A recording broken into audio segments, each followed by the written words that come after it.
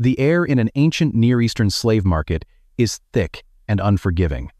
It smells of sweat, dust, livestock, and desperation. It is the identity of the person he is purchasing. When most readers encounter this scene in the biblical book of Hosea, the atmosphere became unbearable. Eventually, the breaking point arrived. And Gomer did what people often do. When the shame and the pressure become too heavy, she walked out the door. Searching for something Hosea could not give her, the door of the prophet's house finally closed. And Gomer was gone. Her departure was not a quiet retreat into isolation. It was a desperate, aggressive pursuit of an illusion. The text tells us exactly what she was looking for. She said, "I will go after my lovers, who give me my bread and my water, my wool and my flax, my oil and my drink." This is the profound tragedy of her departure. Gomer credited her illegitimate lovers with providing the very things that actually came from her husband. In the broader theological picture, Israel was crediting the Canaanite fertility god, Baal, for the agricultural wealth that Yahweh had actually provided. Gomer was trading the security of a covenant for the transactional affection of men she believed could give her a better life. But God's response to this betrayal breaks every human convention. When a spouse is betrayed, the natural human reaction is either immediate vengeance or complete, cold withdrawal. We want the one who hurt us to suffer, or we want to erase them from our memory entirely. They instinctively soften the edges of the story. We naturally assume this must be a vision, a literary device. But look at how God responds through the life of Hosea. His first act is not destruction, it is a blockade.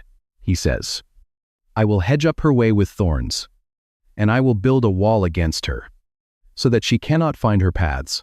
God uses frustration as an instrument of grace. He makes her chosen path of self-destruction incredibly difficult to travel. Then, the text makes a breathtaking pivot. After blocking her path, God does not drag her into a courtroom to humiliate her. Instead, he says, "Therefore, behold, I will allure her, and bring her into the wilderness, and speak tenderly to her." To understand the emotional depth of this promise, we must look at the Hebrew word for wilderness, midbar, in the English language. A wilderness is a wasteland. It sounds like a punishment, a place of exile, starvation, and isolation. But the English word is narrower than the Hebrew historical imagination. For the ancient Israelite, the midbar was not just a desert, it was the site of their original romance with God. When Israel was freed from slavery in Egypt, before they entered the Promised Land with its wealthy cities and agricultural distractions, they were alone with God in the midbar, a striking theological allegory designed to teach an abstract lesson about God's love and human rebellion. We prefer to read the story as a metaphor. It was the place where they were completely dependent on Him for their daily manna and water. It was the honeymoon of the covenant. By saying, "He will lure Gomer into the wilderness," God is not threatening to starve her. He is promising to take her back to the beginning. He wants to strip away the noise of the culture, the false promises of her lovers, and the heavy, glittering distractions of the city. He wants to get her alone so he can speak tenderly, a Hebrew phrase that translates literally as speaking to her heart. He intends to take the valley of Achor, the place of historic trouble and judgment, and transform it into a door of hope. This is not ultimately a story about a God who demands groveling. It is a story about a God who aggressively pursues the heart of the one who betrayed him. But speaking tenderly in the wilderness is not enough to solve Gomer's immediate problem. Her choices have led her into a physical trap that beautiful words alone cannot fix. The lovers she chased did not actually care about her. Once they consumed what they wanted, and once her youth and resources were exhausted, they abandoned her. She fell through the cracks of ancient society, descending into absolute poverty and debt until she became the property of another, because metaphors are safe. Metaphors do not bleed. Metaphors do not require a respected man to endure the whispers of his neighbors. And that brings us back to where the story began, a dusty marketplace, and the sound of silver dropping into a merchant's hand. The ancient world had no safety net for a woman who ran out of resources. When Gomer's lovers finally discarded her, she did not simply return to an independent life. In the 8th century BC, unpaid debt or sheer starvation often led to only one destination, the auction block. We are back in the suffocating heat of the marketplace. The noise is deafening, the smell is oppressive, and the woman standing before the crowd has been entirely hollowed out by her choices. She is no longer the young bride who left the prophet's house, seeking a better life. She is a commodity, stripped of her agency, waiting to be sold to whoever will pay for her labor or her body. And then, the voice of the Lord comes to Hosea a second time. The command is even more staggering than the first. God says, "Go again. Love a woman who is loved by another man and is an adulteress, even as the Lord loves the children of Israel." Notice the verb. God does not simply tell Hosea to go and rescue her out of a grudging sense of legal obligation. He commands Hosea to love her. He is not allowed to buy her back and keep her as a humiliated servant in the back room of his house. If it is only an allegory, then a real prophet did not have to sit alone in an empty house. He must restore her to the dignity of a wife. Hosea steps forward into the dust of the market.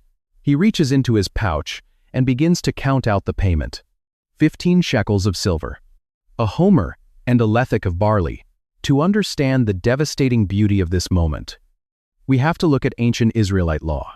According to Exodus 21, the standard compensation price for a slave was 30 pieces of silver. It was a fixed, recognized legal amount, but Hosea does not have 30 pieces of silver. He only has 15. To make up the difference, he brings grain. A homer and a lethek equals roughly 10 bushels. In ancient economies, that amount of barley would be valued at exactly 15 shekels, completing the full purchase price of 30. But the type of grain matters. Barley was not the refined wheat of the wealthy. It was the coarse grain of the poor. It was frequently used as animal feed. The payment reveals exactly how destitute Gomer had become, and how thoroughly the prophet's own resources had been depleted. She is purchased with half the cash value of a slave, and the remainder is paid in horse feed. Her lovers had promised her fine oil, wool, and luxury. They had promised her a life of elevated status. Listening to his children ask why their mother left them. But the problem is that the biblical text refuses to let us read this as poetry. But the world she chased had chewed her up and spit her out, valuing her so little that her husband had to scrape together the barley from the bottom of his storehouse just to meet the baseline price of human property. Hosea hands over the silver. He hands over the barley. He claims the woman who had broken his heart. He looks at her and says, "You must dwell as mine for many days. You shall not play the whore, or belong to another man. So will I also be to you." This transaction rescues Gomer from the physical chains of slavery. The prophet takes her home.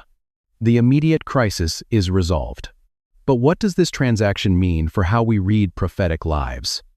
And ultimately, how we read our own? It is incredibly easy to leave Gomer right here, trapped in the ancient past as a useful theological illustration of Israel's history. We close the book and admire Hosea's extraordinary obedience. But doing so misses the entire point of her existence. There is a serious danger in reading the Bible purely as theology.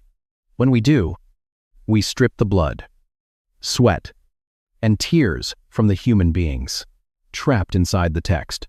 The strongest objection modern readers have to the book of Hosea is how Gomer is utilized in the narrative. It is easy to look at her story and feel a profound, justifiable sense of discomfort. We must ask the difficult question, is she simply a prop? It forces us into the painful, messy reality of an actual day in the 8th century BC. The silver was cold in his hand. Did God ordain the destruction of a woman's life, the fracturing of her home, and the emotional trauma of her children just to furnish a male prophet with a dramatic sermon illustration? If Gomer is only a symbol, a blank canvas upon which God paints his anger at Israel, then the story feels uncomfortably cruel. It implies that a woman's suffering is an acceptable price for a man's prophetic career. But that is the danger of allegory. The moment we reduce Gomer to a theological metaphor, we lose the very emotional reality God was trying to reveal. We strip the story of its heartbeat. The biblical text explicitly refuses to erase her humanity. It anchors her in history. It names her father. De-blame. It records the exact, brutal price of her redemption in the marketplace. It forces us to hear the agonizing names of the children she carried in her own body. Gomer possessed real, undeniable agency. Her choices: to walk out the door, to chase her lovers, and to seek her own security were her own decisions. The trauma she experienced when those lovers finally abandoned her was not a poetic illusion. It was the terrifying reality of a woman watching her survival options evaporate in a ruthless ancient economy. The humiliation she felt standing on the auction block, waiting for a stranger to buy her labor or her body, was a literal, physical terror. God did not use Gomer's life lightly. In the ancient Near East, the intimate, domestic pain of a woman was rarely considered a subject worthy of. The barley smelled like the harvested field. The humiliation was intensely public. And the woman standing on the auction block, national literature. Kings wrote about military conquests. Priests wrote about temple measurements. But God takes the brokenness of this specific woman and this specific marriage and elevates it to the highest theological level. By making Gomer's literal life the mirror of his own relationship with Israel, God does something breathtaking. He dignifies the pain of human betrayal. He validates the absolute devastation of a broken marriage covenant. He is effectively saying to Hosea, and to the world, that the private, suffocating agony of a shattered home is the closest human equivalent to what it feels like to be the creator of the universe watching. His people walk away. This is not ultimately a story about God manipulating a woman's life to make a political point. It is a story about God entering into the darkest, most humiliating corners of human failure and refusing to let that failure have the final word. He did not ask Hosea to stand on a pedestal and preach at Gomer from a safe distance. He commanded Hosea to step into the wreckage with her, to empty his own pockets, and to love her out of it. When we restore Gomer's humanity, the text suddenly stops being a safe, distant historical lesson. We can no longer stand back and objectively analyze Israel's idolatry as if it were simply an ancient religious mistake.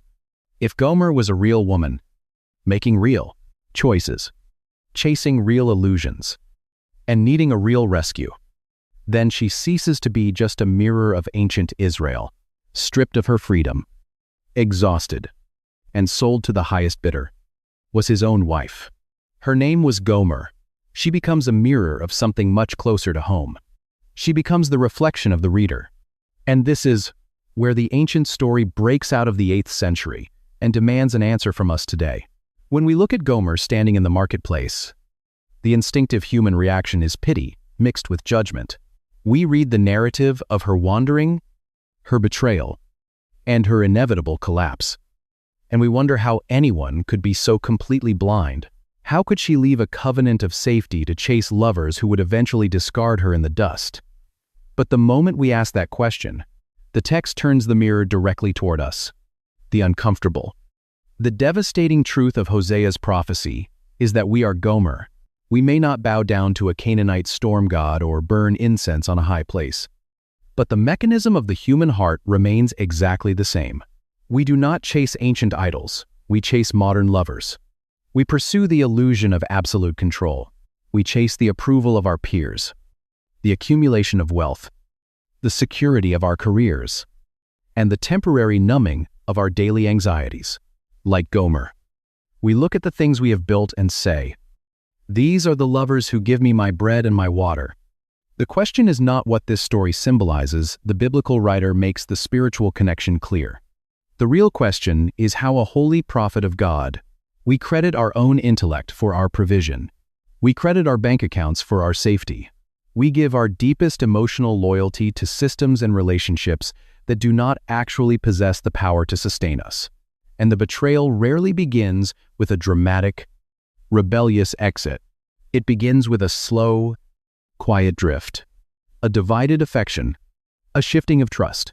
We eventually learn the same brutal lesson Gomer learned in the 8th century. The things we chase cannot love us back.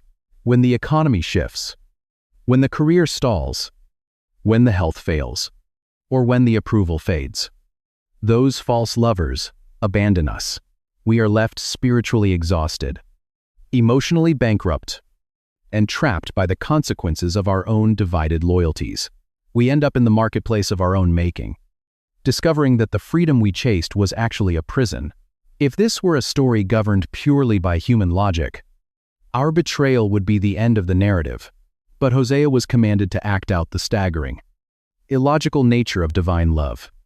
God does not respond to our unfaithfulness with a cold, clinical rejection. He does not stand at a safe distance, fold his arms, and demand that we clean ourselves up before he approaches us. The noise is a constant, suffocating hum, merchants shouting, chains pulling against stone, the harsh negotiations of human lives being reduced to property. Ended up standing in the dirt of a slave market, buying back a woman who had repeatedly shattered his life.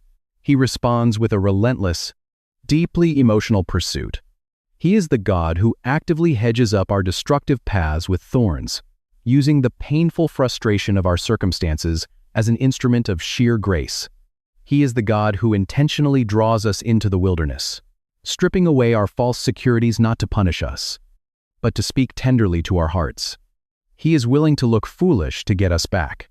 He is willing to bear the cost, the rejection, and the humiliation of loving a people who repeatedly break his heart. What is the pressure in your life revealing right now? What false lovers are you trusting to provide your security? When the things you have chased finally fail you, what remains?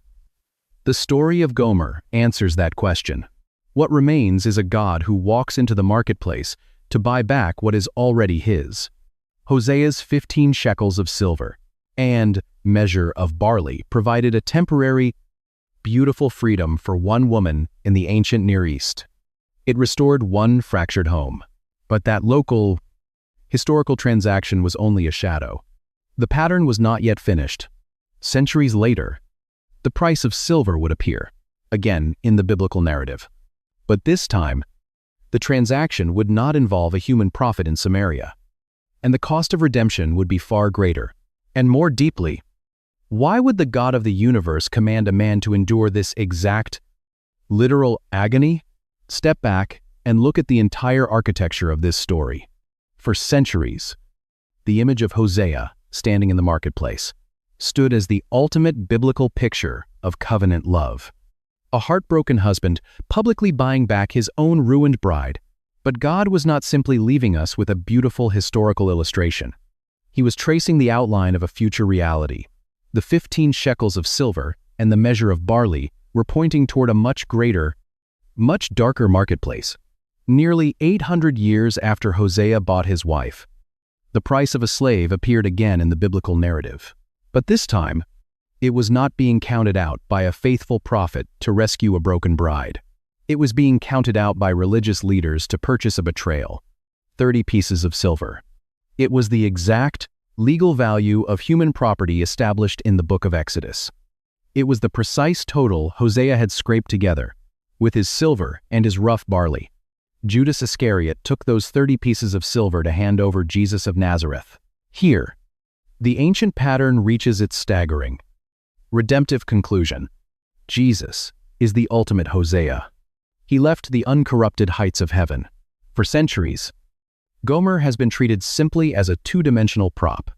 She is often reduced to a generic illustration, to step down into the suffocating, dusty slave market of humanity. But unlike the ancient prophet, Jesus did not merely reach into a leather pouch to pay the redemption price. He placed himself on the auction block. He took the massive, accumulated debt of our unfaithfulness, our divided affections, and our constant chasing of false lovers, and he absorbed the absolute cost of it in his own body on a Roman cross. He was not buying a temporary physical freedom. He was purchasing our eternal restoration. The reality of Gomer compresses the gospel into three profound truths. First, God's grace is never cheap. It always costs him something deeply personal. Second, the wilderness of your life, the season where your resources dry up and your plans collapse, is not a place of divine exile. It is the very place where God intends to speak tenderly to your heart and open a door of hope. And finally, God's covenant is not a cold, rigid contract managed from a safe distance. It is a relentlessly vulnerable pursuit. This is where the historical text becomes your personal reality. You are not too far gone, placed in the text merely to make the prophet look righteous and to teach a quick lesson about sin. You have not out-sinned the grace of the Creator, and your wandering has not disqualified you from His love. Your false lovers, the control, the approval, the wealth you trusted may have abandoned you, leaving you spiritually exhausted and completely bankrupt. You may feel like you are standing in the center of the marketplace, stripped of your dignity, holding nothing but the terrifying weight of your own mistakes, waiting for the consequences to finally crush you. But look at who has walked into the crowd. The God of the universe has not come to humiliate you. He has not arrived to publicly parade your failures, or to remind you of what you owe. He has stepped directly into the chaos of your exact reality, to claim you as His own. He is the God who looks at the broken, the compromised, and the betrayed, and says, "You must dwell as mine." The transaction is completely finished. The door to the Father's house is wide open, and you are invited to come home. Your freedom was secured long ago, when the ultimate price of redemption was finally counted out in the dust.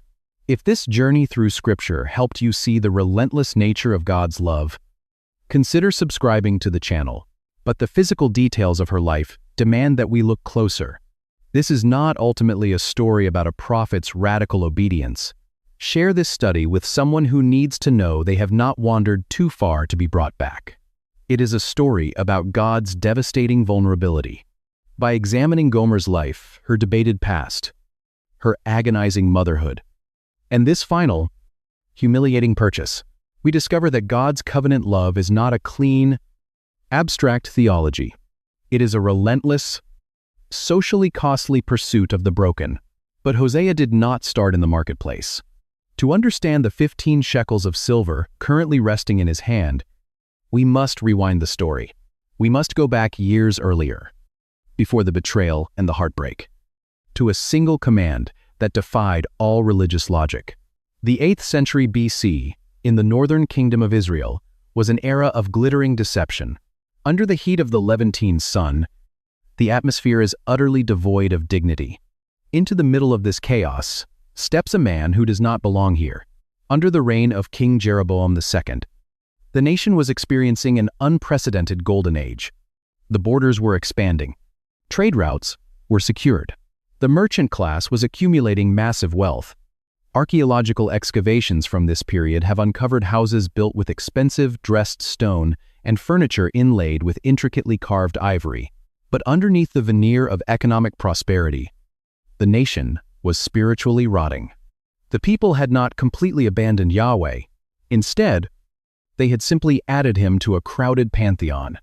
They went to the temple to offer traditional sacrifices, but then they climbed the high places to burn incense to Baal, the Canaanite storm god, begging him to fertilize their crops and bless their wealth. They wanted the benefits of God without the exclusivity of a covenant. Into this wealthy, compromised society, God sent prophets. Usually, when a prophet was called to deliver a difficult message, he would use words. Sometimes, he would be instructed to perform a visible, symbolic action, like smashing a clay pot in the street or walking barefoot through the city. These acts were designed to be temporary public spectacles, illustrating the coming judgment of God. But the word of the Lord that came to Hosea was entirely different. It was not a message he could simply preach in the town square and then go home to a quiet life. He is a prophet, a man called to speak the words of the living God, a figure who represents holiness and spiritual purity. The command struck at the very center of his personal existence. God said to him, "Go, take to yourself a wife of whoredom, and have children of whoredom. For the land commits great whoredom by forsaking the Lord." The shock of this command in the ancient Near East cannot be overstated. Prophets were expected to embody holiness. Their authority rested on their separation from the moral decay of their culture. For a respected spiritual leader to deliberately attach himself to a woman with a reputation for promiscuity would mean immediate social suicide. He would lose his credibility. He would become the subject of marketplace gossip. The religious elites would dismiss him. That was precisely the point. This was not merely an object lesson about Israel's sin. If God only wanted to display his anger, a smashed clay pot would have been sufficient. By commanding Hosea to marry a woman who would betray him, God was pulling the prophet into his own emotional reality. Hosea was not being asked to act out God's judgment. He was being asked to act out God's heartbreak. He had to feel the precise, agonizing sting of unfaithfulness so that his prophetic voice would carry the genuine, devastated cadence of a betrayed husband. Hosea obeyed. He stepped down from the safety of abstract theology and walked into the mess of human relationships. He went looking for a wife, yet his posture is not one of triumph. His face carries a grief that has etched itself deep into his features. The woman he found was named Gomer, the daughter of Diblaim, but her introduction immediately creates a historical puzzle. Who exactly was she when Hosea found her? For centuries, theologians and historians have argued fiercely over her identity, because her background changes everything about how we understand the marriage. When Hosea first took her into his home, was she already a ruined woman, or did the tragedy unfold only after the vows were spoken? When we look closely at the language used to describe to her, a mystery emerges, one that forces us to rethink what kind of story we are actually reading. When history remembers a woman defined by her sin, it usually strips away her humanity to make the lesson easier to digest. We instinctively picture Gomer as a specific archetype, a woman standing in the shadows of the city gate, already notorious, already ruined. We assume Hosea simply walked into the red light district of Samaria to find a prop for his prophetic sermon. But when we examine the text closely, her biography becomes a subject of fierce debate. For centuries, scholars have argued over who Gomer actually was. The debate usually centers on three distinct possibilities. The first theory argues she was a cult prostitute dedicated to the temple of Baal. He steps forward toward the auction block and reaches into his pouch. He begins to count out pieces of silver. 1, 2, 3. He stops at 15. A woman whose life was a blend of pagan sexual rituals and ancient agriculture. The second theory assumes she was a common streetwalker, selling herself for basic survival in a ruthless economy. But it is the third theory that is the most devastating, and structurally, the most likely.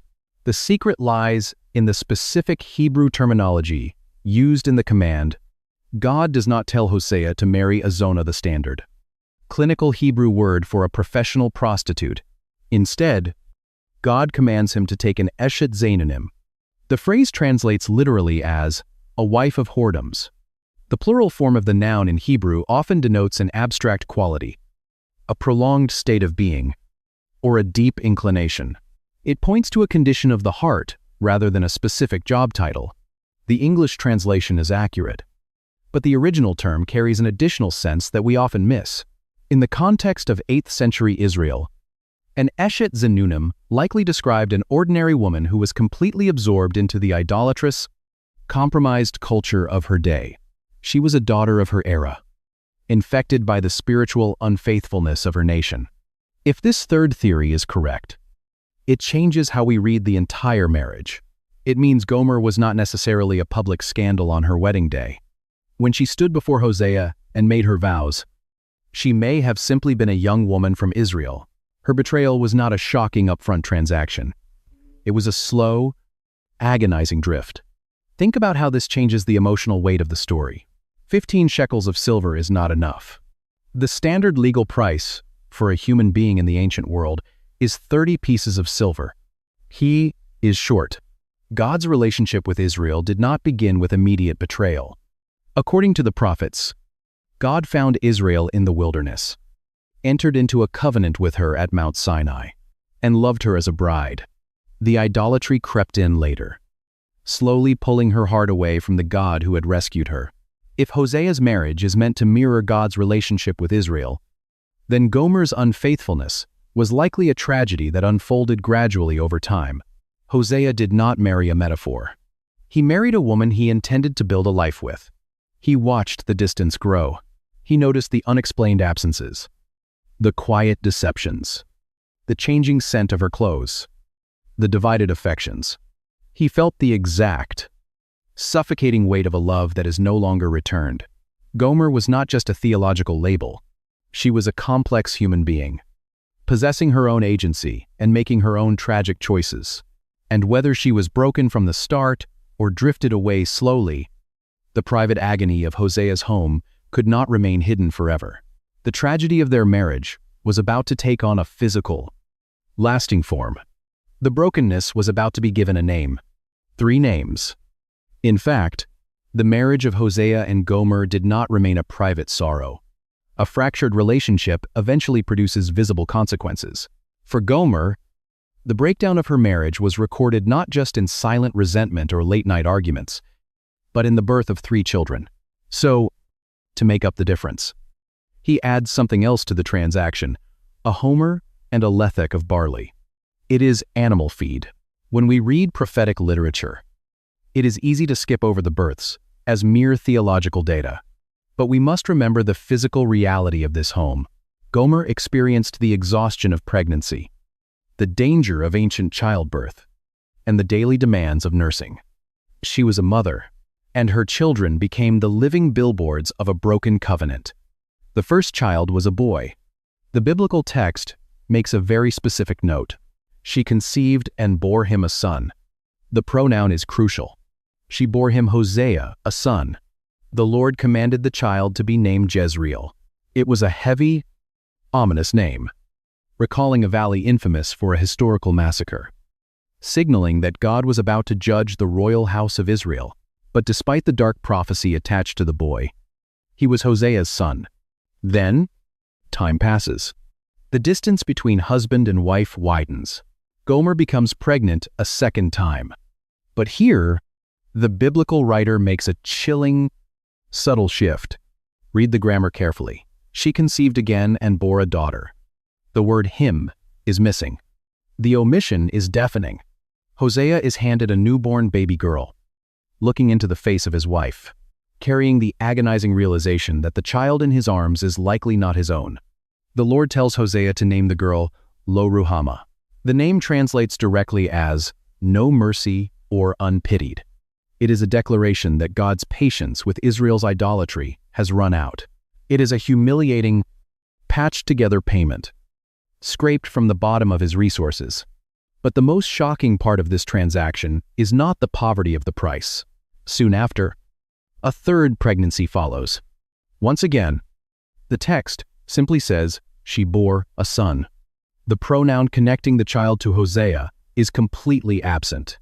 God commands the boy to be named Lo-Ammi, which means, not my people. The covenant is officially shattered. Pause and consider the suffocating psychological weight of this household. These children were not just theological metaphors written on a scroll. They were toddlers playing in the dust, outside the prophet's door.